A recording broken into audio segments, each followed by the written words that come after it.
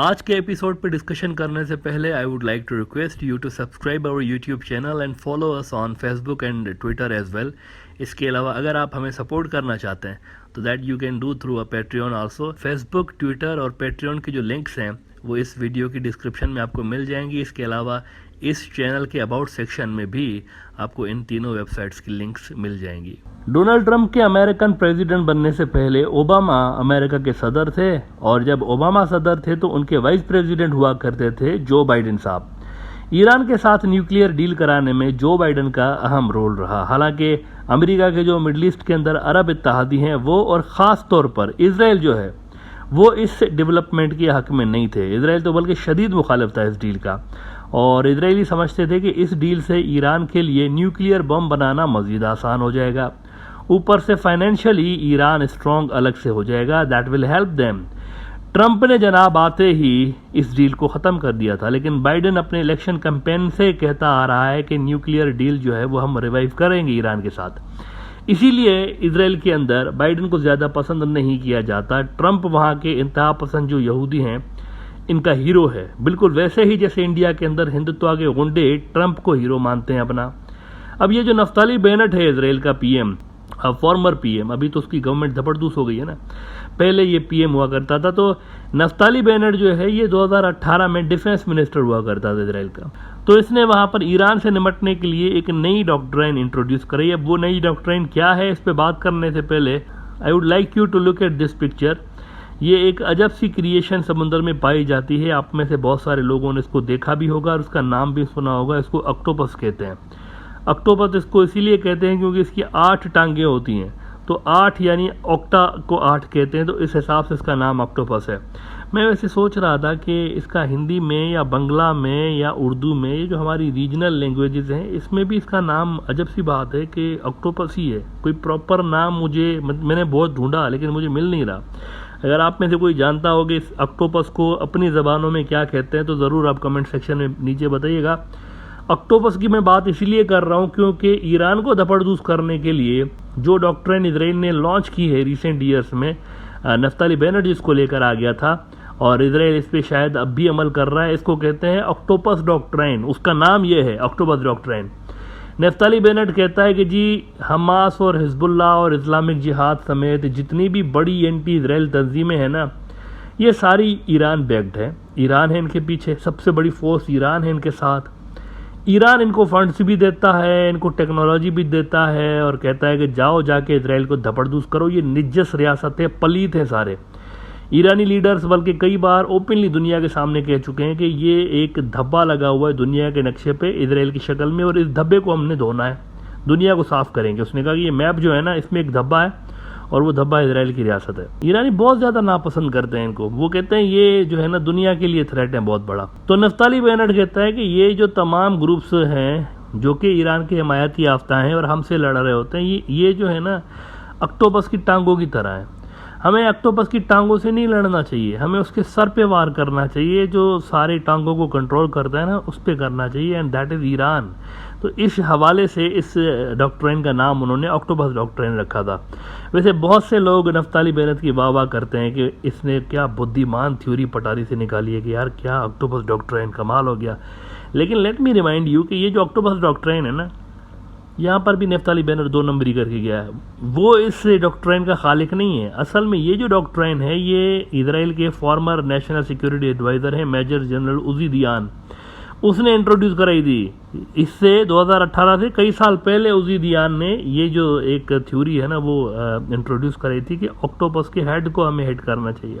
बहरहाल अब कई साल से लग यूँ रहा है कि इसराइल शायद इस पर प्रैक्टिकली अमल उसने शुरू कर दिया है। अजब सी मिस्टीरियस किस्म की घटनाएं रोनमा होने लगी हैं ईरान के अंदर, जिनको देख के यूँ महसूस होता है कि इसराइल जो है वो बड़े गेम्स खेल रहा है ईरान के अंदर। कभी कभी ईरान में खुद ही सिविलियन जहाज़ हिट हो जाता है नीचे से। उनके जो एयर डिफेंस सिस्टम्स हैं उनके अंदर सिविलियन जहाज़ खुद ही हिट हो जाते हैं। 2020 में ईरान ने यूक्रेन का जहाज़ उड़ा दिया था, मतलब अनइंटेंशनली उन्होंने जहाज़ उड़ा दिया यूक्रेन का।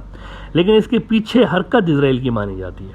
आपको याद होगा कि पाकिस्तान ने भी जब इंडियन जहाज़ गिराए थे और पायलट पकड़ लिया था इंडिया का, that famous fantastic T boy, तो एयर स्पेस पाकिस्तान ने इससे वाक़े के बाद कई महीनों तक बंद कर दी थी क्योंकि उनको पता था कि इंडिया में तो कैपेबिलिटीज़ नहीं है इस तरह की, लेकिन इजराइल जो है वो ऐसा कुछ कर सकता है कि फ्रेंडली कंट्री का जो जहाज़ है, सिविलियन जहाज़, वो हमारे सिस्टम में इंडियन अटैक जेट बन के नज़र आए और हमारा जो एयर डिफेंस सिस्टम है उसको शूट कर सकता है। तो उन्होंने फिर कई महीने के लिए इस थ्रेट से निपटने के लिए पाकिस्तान ने अपनी एयर स्पेस ही बंद कर दी थी। ईरान के साथ ये वाक़या हो चुका है, कभी वहाँ पर ऐसे जहाज़ गिर जाते हैं, फिर कभी मिस्टीरियसली सेंसिटिव जो सिक्योरिटी एरियाज़ हैं उसमें आग लग जाती है खुद ब खुद। पासदारान इनकलाब जो कि ईरानी फ़ौज का सबसे अहम तरीन हिस्सा है, इस्लामिक रिवोल्यूशनरी गार्ड्स, और जो कि सुप्रीम लीडर के डायरेक्टली अंडर में आते हैं, उसी को जवाबदेह होते हैं, अकाउंटेबल भी उसी को होते हैं। उनके कर्नल हसन सैयद को मिस्टीरियसली मई के अंदर शहीद कर दिया गया। हसन सैयद को ईरान के स्ट्रेटेजिक मिसाइल डेवलपमेंट बेस है उसके ऊपर हमला हो गया पुरस्कार किस्म का। तो इजराइल ने ईरान के अंदर अपनी कार्रवाइयाँ पिछले कुछ सालों में बहुत ज़्यादा बढ़ा दी हैं। अलबत्ता ईरान भी इन तमाम हरकतों पे नहले पे दहला फेंकता रहता है और वो एक हाथ आगे रहा है हमेशा इस हवाले से। ईरान ने भी इस बीच कई ऐसी कार्रवाइयाँ की हैं जिनसे इजराइल को धचका भी लगा है और इसराइल हैरान भी हो जाता है, परेशान भी हो जाता है। और वहाँ पर यह सोच विचार पैदा हो रही है कि जी ऑक्टोपस जो डॉक्ट्राइन है ये फ़ायदेमंद है हमारे लिए या नुकसानकार है, क्योंकि हम जो करते हैं उसका रिएक्शन ईरान कर रहा होता है। ईरान के सेंसिटिव मकामात पे अगर आग लग रही है तो इजराइल के भी सेंसिटिव मकामात पे न जाने कौन फरिश्ता आके आग लगा जाता है। मिसाल के तौर पर हैफा शहर जो है उनका बड़ा पोर्ट सिटी है, इसके अंदर एक ऑयल रिफाइनरी है, इजराइल की मेजर ऑयल रिफाइनरी, इसमें आग लग गई कुछ अर्सा पहले खुद ब खुद।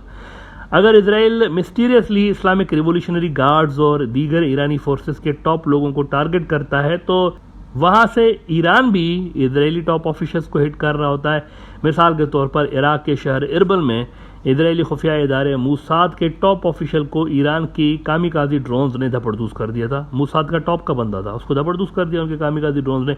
अच्छा, ये कामिकाजी जापानीज टर्म है बेसिकली, वो एक इज्जत के साथ कोई बंदा मर रहा होता है ना तो खुद ही मर रहा होता है। अगर कोई इज्जत के साथ कोई ऐसा काम करे तो उसको कामिकाजी कहते हैं। मतलब मिसाल के तौर पर कोई सोल्जर किसी ऐसे मिशन पे जा रहा हो जहाँ से वापसी का कोई वहाँ रास्ता ना हो तो वो फिर कामिकाजी उनको कहा जाता है, मिशन है।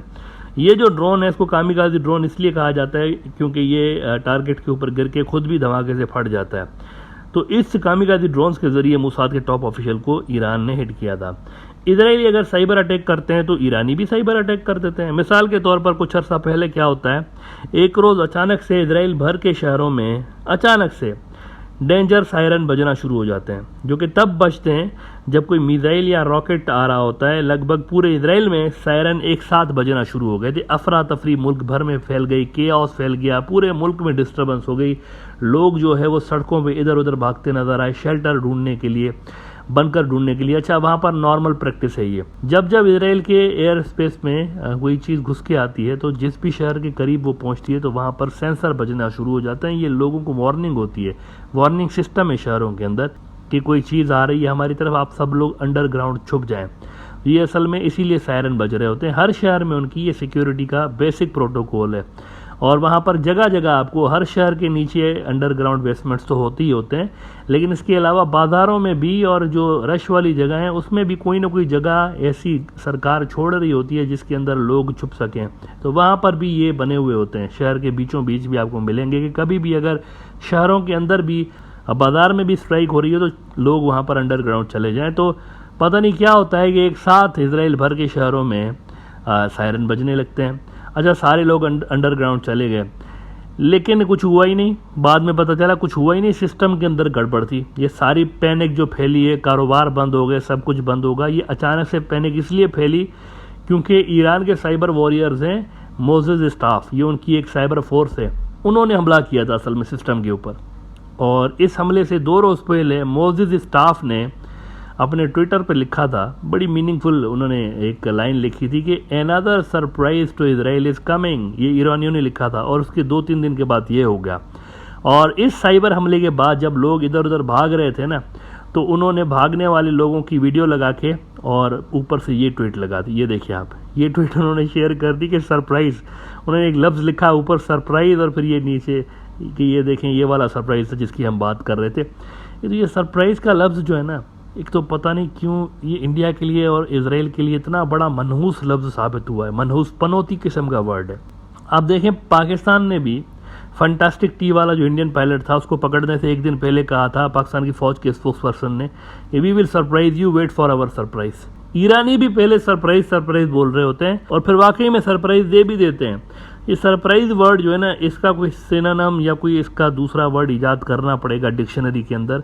तो ये जो ऑक्टोपस डॉक्ट्राइन है, ये रिजल्ट्स प्रोड्यूस नहीं कर रही इसराइल के लिए, मतलब वो उनको फायदे से ज़्यादा नुकसान दे रही होती है। आप देखें वो जो भी बड़ी कार्रवाई करते हैं, जितने भी बड़े स्केल पे करते हैं, ईरानी वैसी ही कार्रवाई उतने ही बड़े स्केल पे कर रहे होते हैं। यानी कि इसराइल को कार्रवाई करने से पहले पता होता है कि कुछ दिनों के बाद यही चीज़ हमारे मुल्क के अंदर भी हो रही होगी।